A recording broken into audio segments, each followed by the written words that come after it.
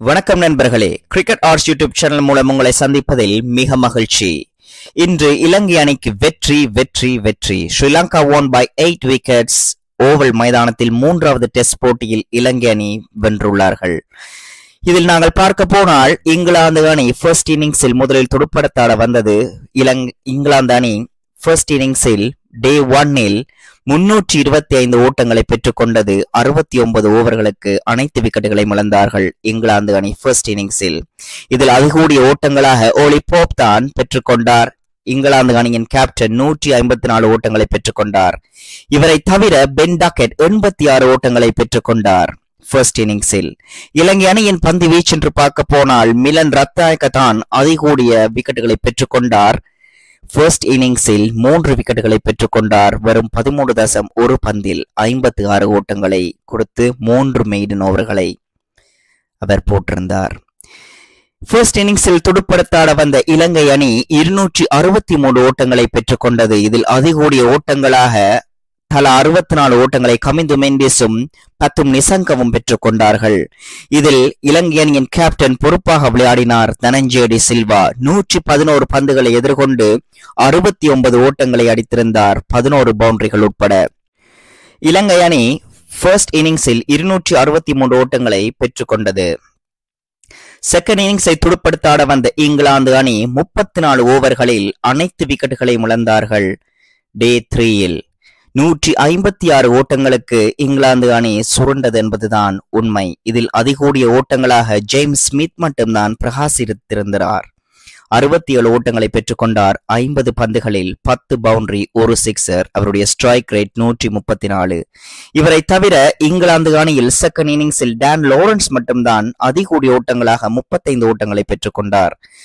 மற்றவர்கள் எல்லாரும் 0, 1, 7, 4, 7, 3 என்று தொலைபேசி இலக்கம் போலதான் அவர்களுடைய ஓட்ட எண்ணிக்கை செகண்ட் இன்னிங்ஸில் அமைந்திருந்தது இங்கிலாந்து அணிக்கு. செகண்ட் இன்னிங்ஸில் 219 ஓட்டங்கள் எடுத்தால் வெற்றி என்று களத்துக்கு வந்த இலங்கை அணி சிறப்பாக நிதானமாக நேற்று விளையாடி இருந்தார்கள். டே 3-இல் பேட் லைட் வரும் வரை அவர்கள் 2 விக்கெட்டுகளை இழந்து 94 ஓட்டங்களை பெற்றுக் கொண்டார்கள். களத்தில் இருந்தவர்கள் நேற்று குஷால் மெண்டிஸும் பத்தும் நிசங்கவும். திமுத் கருணாரத்ன அவசரப்பட்டு 8 ஓட்டங்களை ஆட்டமிழந்தார். 21 பந்துகளை அவர் எதிர்கொண்டிருந்தார். ஆனால் நேற்று அவர் புதிய ஒரு மைல்ஸ்டோனை கடந்திருந்தார். திமுத் கருணாரத்ன லீடிங் ரன் ஸ்கோரராக டெஸ்ட் மேட்சில் 4வதாக இலங்கை அணிக்கு முன்னேறியுள்ளார். இதுவரை திமுத் கருணாரத்ன 94 டெஸ்ட் மேட்சில் 7001 ரன்களை பெற்றுக் கொண்டுள்ளார். அவர் 244 அதிகூடிய ஓட்டங்களை டெஸ்ட் மேட்சில் இலங்கை அணிக்காக பெற்றுக் கொண்டுள்ளார்.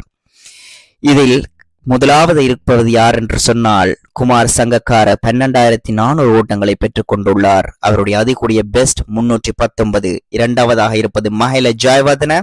அவருடைய அதிகூடிய ஓட்டங்கள் 374. மூன்றாவதாக இருப்பது அஞ்சலோ மேத்யூஸ். அவருடைய அதிகூடிய ஓட்டங்கள் 200. இன்னும் விளையாடி கொண்டிருப்பது இந்த லிஸ்டில் 3 வீரர்கள் தான். Dimuth Karunaratne, Dinesh Chandimal, Angelo Mathews. இவர்கள் மூவரும் தான் இன்னும் லீடிங் ரன் ஸ்கோர் போர்டில் இருக்கும், களத்தில் இன்னும் விளையாடி கொண்டிருக்கும் வீரர்கள். செகண்ட் இன்னிங்ஸில் 219 ஓட்டங்கள் எடுத்தால் வெற்றி என்று களத்துக்கு வந்த இலங்கை அணி இன்று டே 4-இல் போட்டியை வென்று இலங்கை ரசிகர்களுக்கு மிகுந்த ஒரு ஆறுதல் வெற்றியை கொடுத்துள்ளார்கள். 219 ஓட்டங்கள் எடுத்தால் வெற்றி என்று செகண்ட் இன்னிங்ஸில் துடுப்படுத்தாட வந்த இலங்கை அணி பத்தும் நிசாங்க 127 ஓட்டங்களை பெற்று நாட் அவுட் பேட்ஸ்மேனாக அவர் வண்டே விளையாடுவது போல் தான் விளையாடினார். 13 பவுண்டரிகள், 2 சிக்ஸர்கள். அவருடைய ஸ்ட்ரைக் ரேட் 102. அஞ்சலோ மேத்யூஸும் பத்தும் நிசங்கவும் டே 3-இல் தொடங்கி டே 4-இல் வரை 100 ரன் பார்ட்னர்ஷிப்பை பெற்றுக் கொண்டார்கள். அஞ்சலோ மேத்யூஸ் பொறுப்பாக விளையாடியிருந்தார். 61 பந்துகளை எதிர்கொண்டு 32 ஓட்டங்களை பெற்றுக் கொண்டார், 3 பவுண்டரிகள் உட்பட. அஞ்சலோ மேத்யூஸின் ஸ்ட்ரைக் ரேட் 52.45. இதில் தினேஷ் சந்திமலுக்கும் திமுத் கருணாரத்னவுக்கும் இதுதான் கடைசி டெஸ்ட் போட்டியாக இருக்க வேண்டும் இங்கிலாந்துக்கு வந்து விளையாடுவது. இங்கிலாந்தில் இனி இவர்கள் இருவரும் வந்து விளையாடுவார்களா என்பது ஒரு கேள்விக்குறிதான்.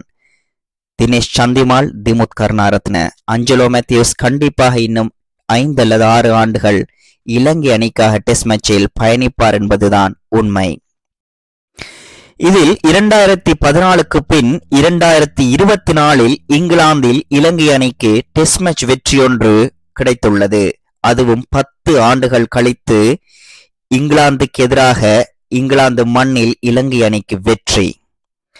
இதில் ஒரு புதிய ஒரு தகவல் என்று சொன்னால் 1998 ஓவல் மைதானத்தில் சனத் ஜெயசூரிய ஒரு பிளேயராக ஒரு டெஸ்ட் மேட்ச் போட்டியை நின்று வென்று கொடுத்திருப்பார். ஆனால் இன்று 2024 சனத் ஜெயசூரியவின் தலைமையில் கோச்சாக அதே ஓவல் மைதானத்தில் இங்கிலாந்துக்கு எதிராக டெஸ்ட் மேட்ச் வெற்றியை இலங்கை அணி பதிவு செய்துள்ளது.